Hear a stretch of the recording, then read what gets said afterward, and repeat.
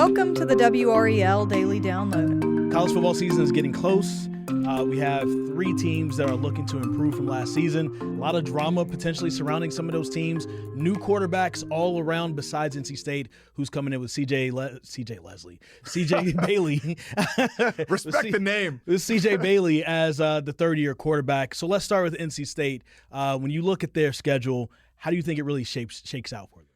Look, well, Dave Doran is clearly high on this team. So high that he recently said that he thinks this could be the year they finally get to 10 wins. You know, the year they finally maybe win an ACC championship.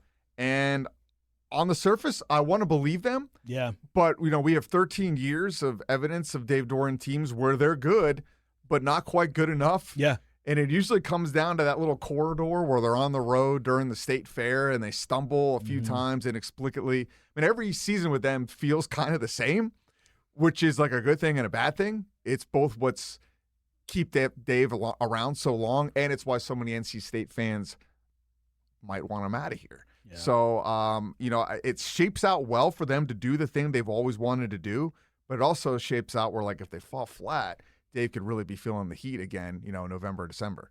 Yeah, it's funny because the way that I see the schedule shaking out for them right now, part of this is like throwing darts in the dark. Yeah. Because you just don't know because, like, what is the Virginia team right now? What is the NC State team right now? We know that there's a lot of changes on defense. They feel better with defense.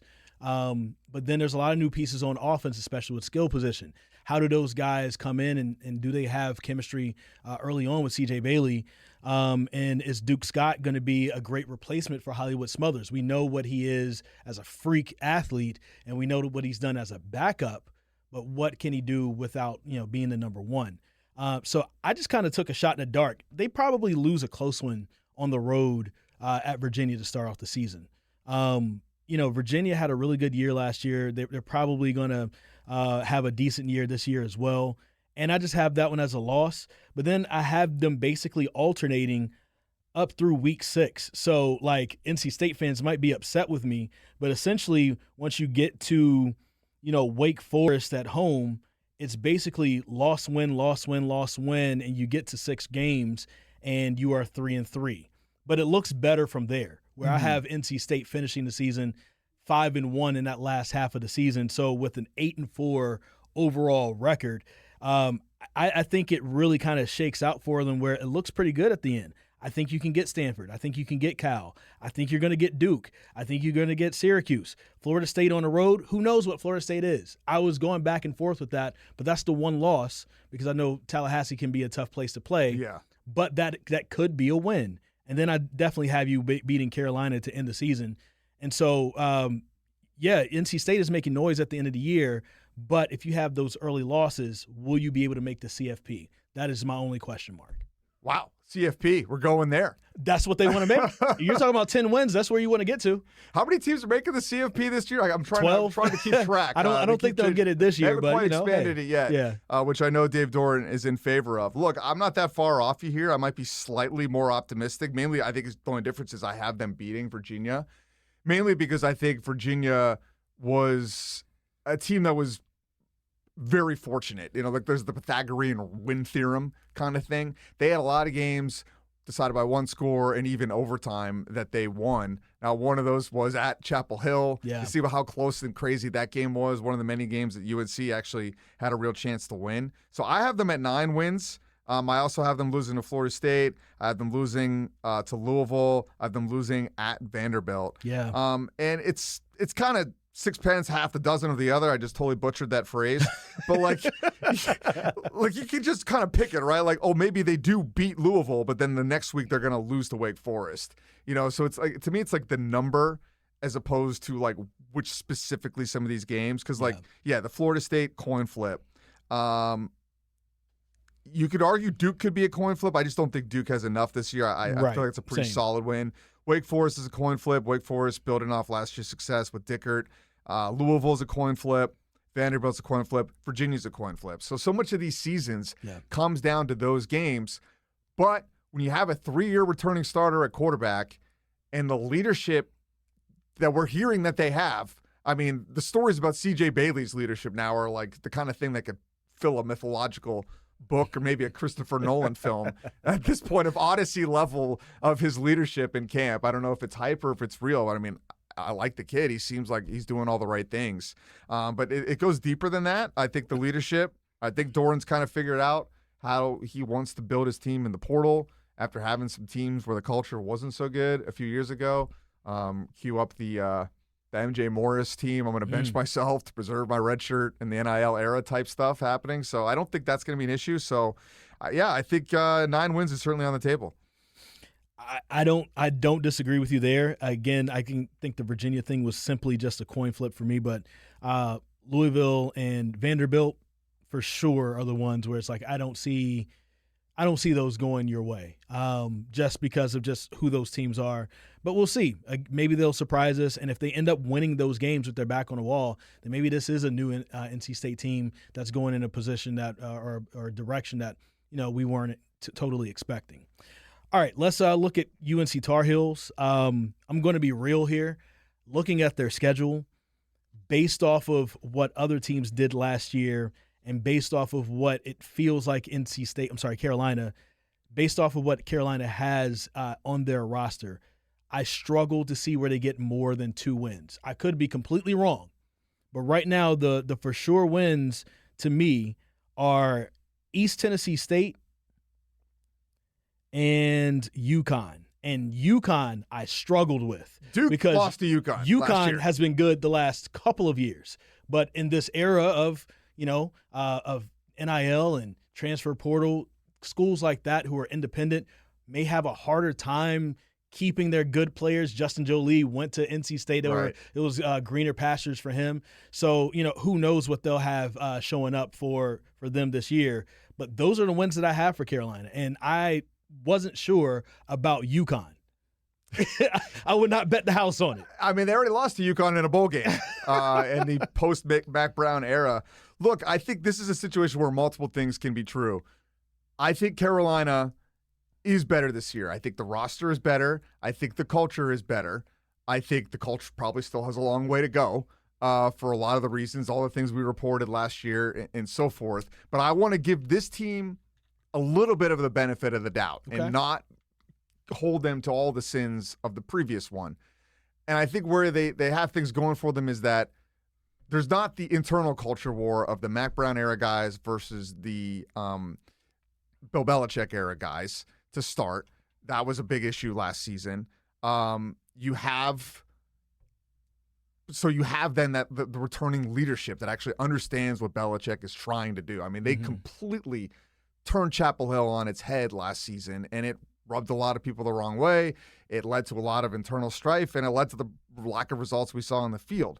But so far in camp, they also have distractions again with Lombardi's administrative leave, their defensive coordinator on medical leave. And I mean, if some of the things we could be hearing behind the scenes are true, who knows what happens with Steve Belichick if and when he ever comes back this season. So that's not a good thing. No. Right? Like, if anybody's equipped for it, it's Bill Belichick, one of the best defensive coaches ever, but it has probably a trickle-down effect. So I think the team could be better, but the schedule is just really hard. And how solid is that culture really when you're looking at a start here where you're going to lose likely to TCU to start? You hope you beat East Tennessee State. I mean, they didn't exactly look like, world beaters against Charlotte last year earlier in the season. Yeah.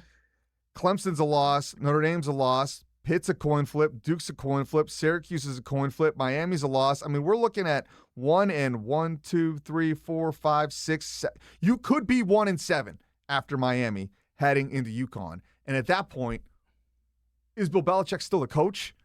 Like, if it really goes south, but if some of those coin flips go their way, like some of them could have last season, the Virginia game, the Cal game, that's the key things people keep pointing to, that, hey, that 4-8 year could have been 6-6, which isn't so bad. Yeah. But it's like, I want to give them the benefit of the doubt, but we have a year plus of evidence on the field. We have a year plus of evidence off the field, reported and otherwise, that makes you not confident that they can win those coin flip games. Carolina's been your beat. I'll defer to you on that, but it does to me feel like they're going to start the season at 1-7. Those are games that could be coin flips. But I feel like you can look at other reasons for like wins. Like you say, Pittsburgh and Duke are coin flips, but those are both on the road for Carolina. Pittsburgh, tough. It's going to be tough to beat them in Pittsburgh. Let's take a quick break right there, and we'll be right back.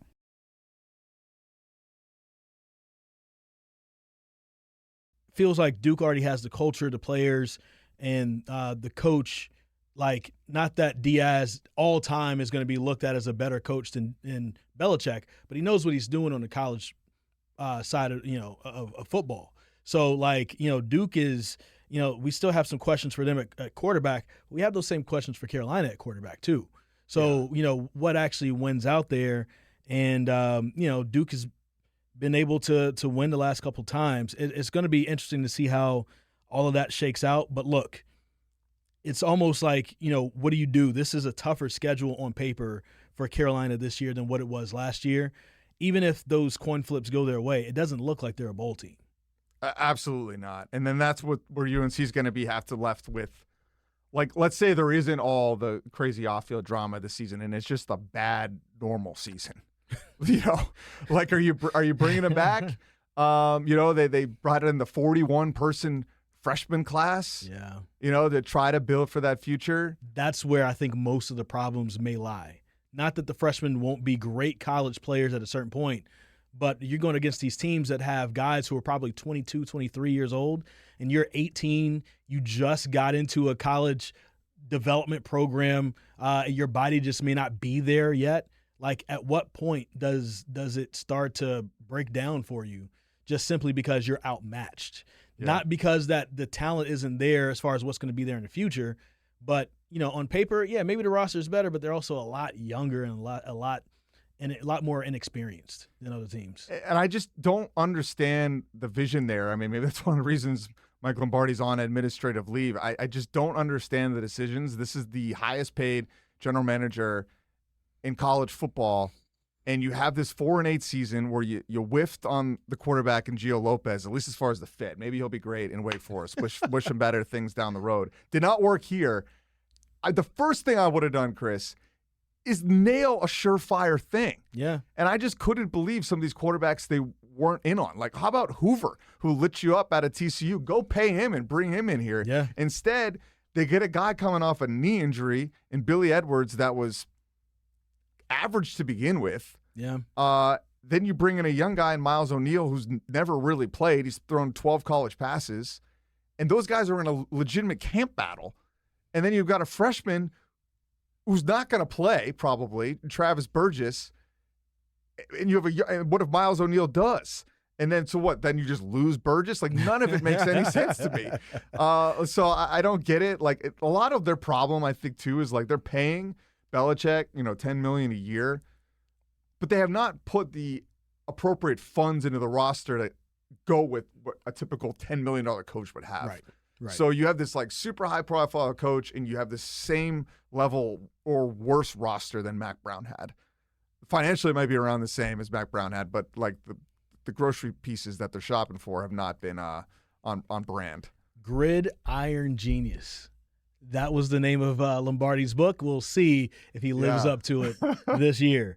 Okay, let's talk about the Duke Blue Devils. It's hard to know what Duke is going to be. It's tough that they lost Darian Mensah in the way that they lost him, and so really you're looking for scraps after that. We'll see what Walker Eagot ends up being for Duke, even if he's the actual starter. We don't even know if he's going to be the starter in week 1. But he's the guy that seems poised to potentially be that. And then, of course, they lost other pieces. Cooper Barcade is gone, and also, there are other losses that they've had. But who steps up for Duke? There's a lot of question marks with this team, but it feels like Manny Diaz has enough of a hand on the pulse and the culture to where it feels like Duke will come out and be competitive in most games. But will they win the tough games that they were able to win before? Right now I have 1, 2, 3, 4, 5, 6 wins for them. So I have them at 6-6. I have them at 5 wins. Obviously you could certainly see that go a different way. Like, again, it's August. Like, who knows for sure. But, yeah, I mean, Tulane I had as a win. Illinois I had as a loss. Yeah. Stanford win. William Mary win. Stop me if we disagree. Georgia Tech loss.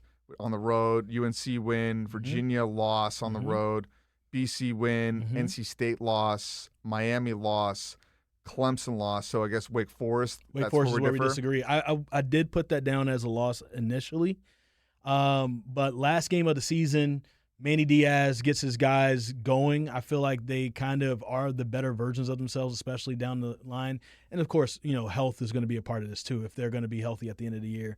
And it's at home versus Wake Forest. Wild things happen typically in that game. I just had Duke just winning, but I can for sure see Wake Forest winning that game as well. So that was my coin flip.